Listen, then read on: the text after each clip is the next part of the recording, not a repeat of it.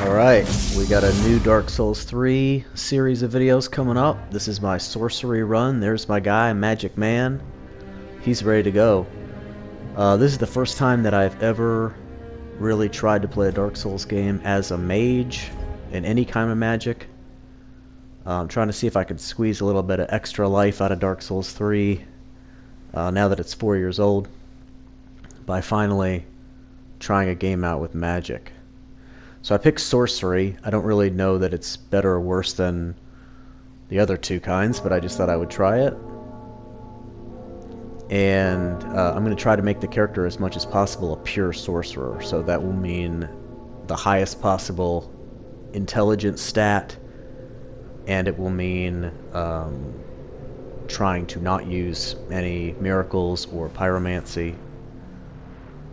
And I may use a melee weapon as I need to. I like the starting outfit, actually, for the sorcerer. The sorcerer's robes, they're pretty cool.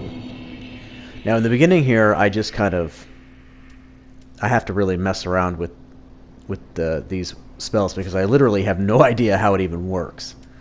I don't really understand how the staff works. I don't really understand how you cast a spell. And I don't really understand kind of how far away they work, what the distance is. So with this first little guy here, I do this thing, we'll see in a minute, where I start kind of inching my way towards him. I'm trying to see if I can get a lock on him before he gets it on me. You know, with melee combat, you can play locked or unlocked.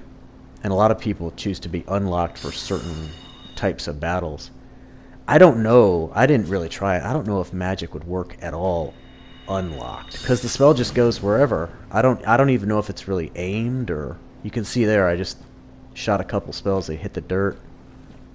You know, why didn't they go another direction? I have no idea. So here I am, I'm trying to sort of get close enough to this guy to hit him with the spell without him being able to run back and get me.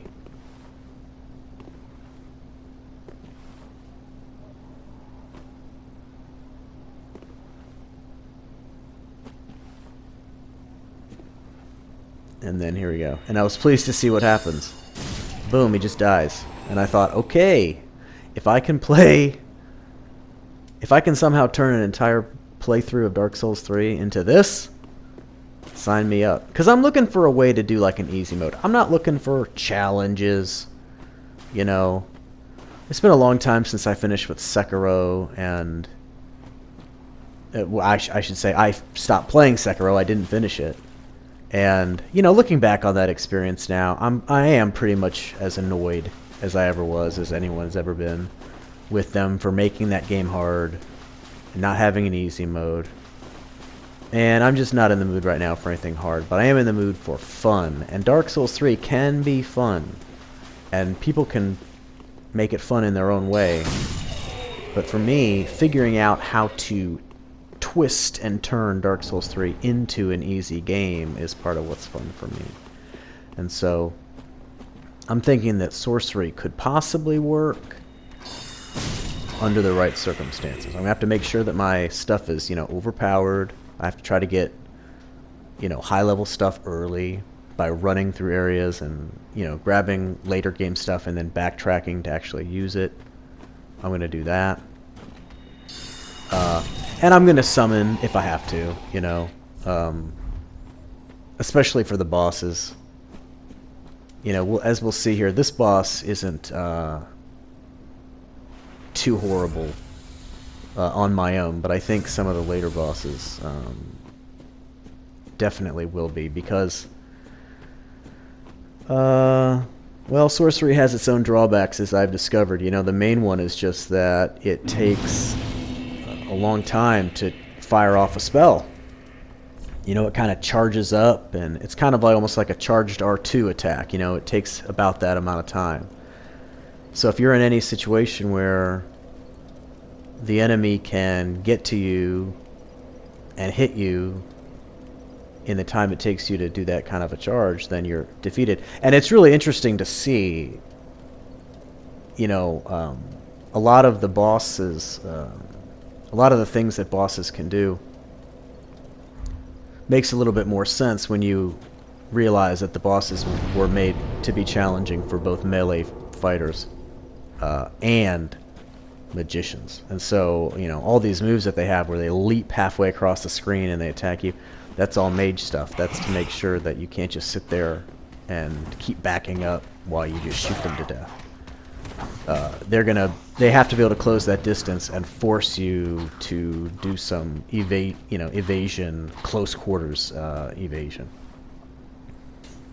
And we see that with this guy here too, but it is easier ultimately to evade when all you're trying to do is just get the hell away than to try to evade and counterattack melee style. That's a lot harder. It's the difference between rolling away from an attack versus rolling into it. Okay, but here we go. So I got my, see, like right there, boom, had to dodge that. But he gave me time for a counter.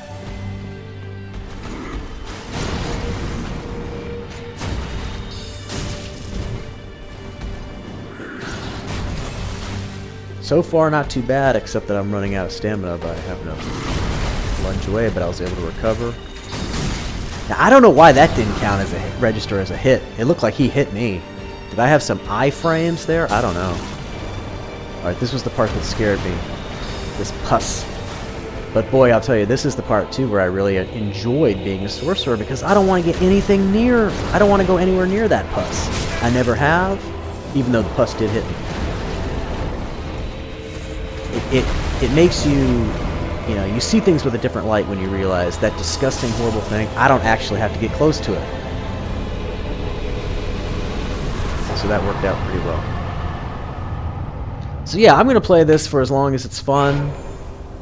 Summon people if I have to. I'm going to get summoned a lot because I think that's a lot of fun. And just see where it goes. But definitely a good start. So far, easy mode. I'm hoping that the rest of the playthrough will be like that.